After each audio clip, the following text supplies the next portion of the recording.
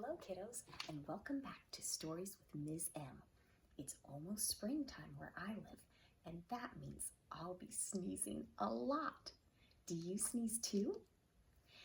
Today's story is about an elephant that's trying really hard not to sneeze, but his good attempts just don't quite work out. Let's see what happens. "Stand back," said the elephant. "I'm going to sneeze."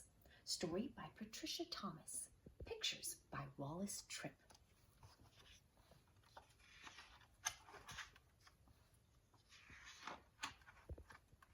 "Stand back," said the elephant. "I'm going to sneeze. I hate to alarm you. I don't wish to harm you. My friends, I fear. It's clear. Oh dear, you'd better stand back. I'm going to sneeze." "Oh no, cried the buffalo. "You're so big and strong and your trunk is so long.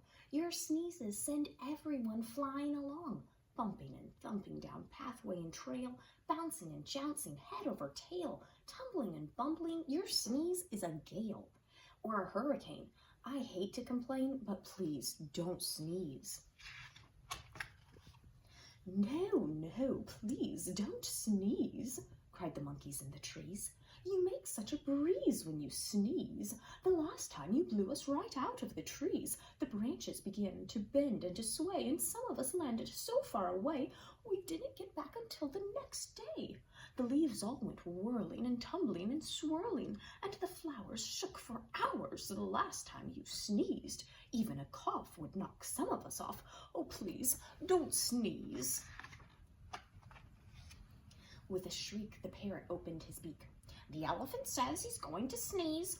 "Oh, elephant, please," cried the birds in the trees. "The last time you sneezed, we lost every feather. We didn't know whether we'd ever get back together. Every parakeet was bare as a sheet, from his head to his feet. What's more, all the whales had peacocks' tails, and the wings of the cockatoo were stuck on the kangaroo. You must confess it was quite a mess, very confusing and not too amusing. Even a snuffle makes our feathers ruffle. Oh, please don't sneeze." "Fly, fly," calls the birds to the bees. "The elephant says he's going to sneeze." "Oh no," buzzed the bees. "Not a sneeze, not a sneeze. The last time he blew off our stings as well as our wings, and we had to make do with rose thorns and glue. Furthermore, what a shock, we all had to walk on our knees, if you please, and that's hard on bees' knees. While our wings grew back in, what a sin, oh please don't sneeze." "Beware, beware," called the bees to the bear. "The elephant says he's going to sneeze." "Oh, please, not a sneeze," cried the bear. "That's not fair. I declare, the last time he sneezed, he blew off all my hair and left me so bare I spent the whole winter in long underwear. Nothing so sad as a bear that is bare. The poor giraffe, don't laugh, almost bent in half, and the crocodile's snout was turned inside out the last time he sneezed. A sniff or a snuff is bad enough, but a sneeze, oh, please don't sneeze." "I don't suppose you could hold your nose or wait a while?" asked the crocodile with a sad little smile. "Oh my, do try," said the fly. "We wish," said the fish, "you would if you could. The last time you blew off all our scales from our heads to our tails, and our gills got the chills. Our skin is so thin. If you do it again, we'll freeze. Oh, please don't sneeze." The zebra yelled, "Yipes! You'll blow off my stripes, plus lots and lots of the leopard spots, and all of the snakes will be tied up in knots." The hippopotamus said, "A lot of us will fall right on our bottomus if you sneeze, so please don't sneeze." "I'm sorry, my friends," said the elephant sadly. "About all of this I do feel badly. If I could keep from sneezing, I'd do it gladly. But I have such a twitch in my trunk and an itch. plus a bit of a tickle and even a prickle. You must run, fly, and hop. I'm afraid I can't stop. I would if I could, but there's nothing to do. Boo! Shouted a little gray mouse, jumping out of his house. He stood right up on his little tiptoes, stuck out his tongue, and wiggled his nose. Eek! Shouted the elephant, jumping up in the air. That's a mouse standing there.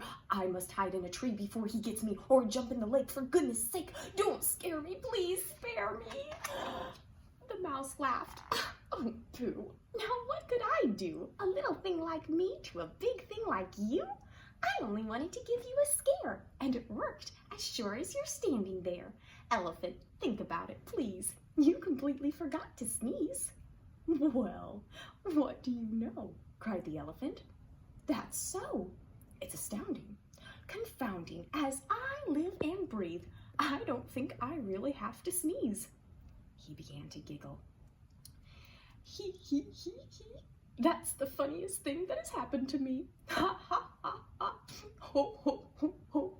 The elephant shook from his head to his toe. He ho-hoed and ha-ha'd. He giggled and guffawed. He chortled and chuckled until his knees buckled.